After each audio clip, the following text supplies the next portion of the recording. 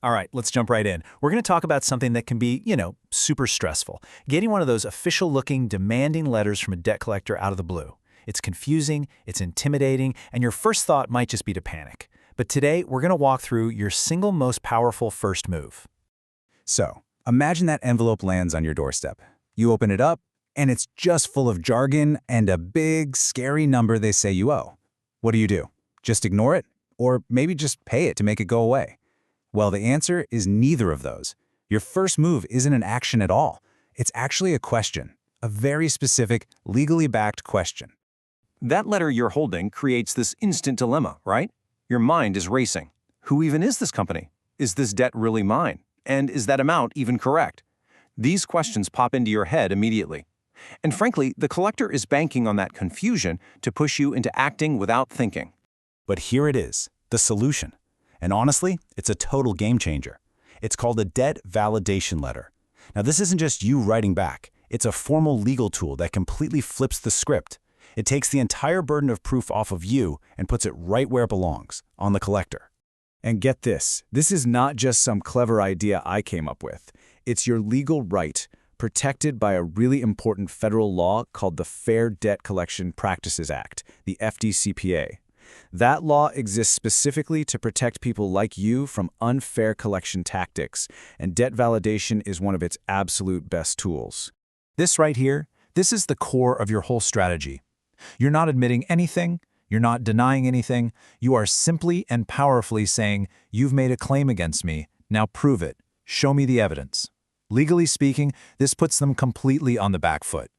So how do you actually do this? Well, your validation letter isn't just a vague, "prove it." It's constructed around 5 very specific, very direct demands for proof. These demands are what give the letter its teeth. So here they are, the big 5. Prove they own the debt. Give you the original paperwork. Break down every penny of the balance.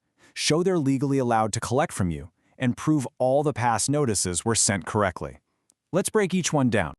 First up, proving ownership. This is also called the chain of title, and it's absolutely fundamental. See, debts get bought and sold all the time, sometimes multiple times. You're demanding that this collector prove, with documents, that they are the current legal owner. Think of it like the deed to a house. They need to show the complete paper trail. And let's be crystal clear. Proof does not mean a little summary they typed up. You are demanding the actual legal assignment documents for every single time that debt changed hands. A generic bill of sale that says something like, "We bought a portfolio of debts."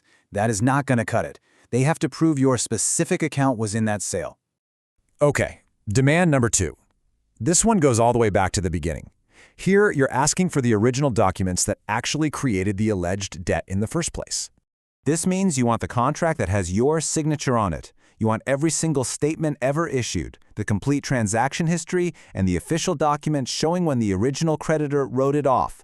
You're forcing them to produce the foundational evidence, which, believe it or not, they often don't even have. Now for demand number 3. This is where you make the collector show their work. That big number they're claiming you owe, it's often puffed up with all sorts of interest and fees. This demand challenges them to justify every single cent. The level of detail you're asking for here is so important. You want to see the original amount, every bit of interest tacked on, and every single fee, all laid out and, crucially, all tied back to the original documents. This is how you can catch bogus, junk fees, or interest they shouldn't have charged. Demand number 4 basically challenges their right to even be contacting you at all. Are they a legitimate company? Are they licensed and legally authorized to collect debts where you live? This is such a critical check. You're demanding proof that they aren't just some random outfit that bought a list of names. You're asking them to prove they are a legitimate firm with the specific legal standing to pursue this debt from you. And our final demand, number 5, is all about procedure. It's a check to make sure that this collector and every company that owned the debt before them followed all the rules and laws every single step of the way. This really boils down to accountability. Were you properly notified before they started collections? Can they prove they sent all the legally required notices? This holds their feet to the fire. If they made just one procedural mistake anywhere along the line, their whole claim could be worthless. So you see why this letter is so much more than just a list of questions? By sending it, you're not just asking for info. You're proactively building a legal shield and shutting down the common shortcuts collectors try to use if they ever decide to sue you. Let me tell you about the account stated theory. It's a legal trick collectors love. They basically argue that because they sent you a bill and you didn't argue with it, you've silently agreed that the amount is correct. Well, your validation letter completely demolishes that argument. You are going on the record, loud and clear, saying, nope, I do not agree, you have to prove everything. This letter is also playing chess, not checkers. It's not just about today. You're putting that collector on notice about the high standards of proof that will be required if this thing ever escalates to court. You're setting the bar for evidence incredibly high right from day one. What you're really telling them is, hey, if you sue me, you can't just show up with some blurry printout from your computer. You're going to need properly authenticated, original records and actual witnesses who know what they're talking about. This signals that you know your rights, and you will fight back against any weak evidence they try to use. So once you send this letter, you've officially put yourself in a position of power. Let's look at what this thing accomplishes legally the moment it arrives in their mailbox. And here's the immediate payoff. As soon as you send this formal dispute, that collector is legally handcuffed. They have to stop all collection activities. They can't mess with your credit report. They can't do anything until they provide full, legitimate validation of the debt. You've officially put the brakes on the whole process.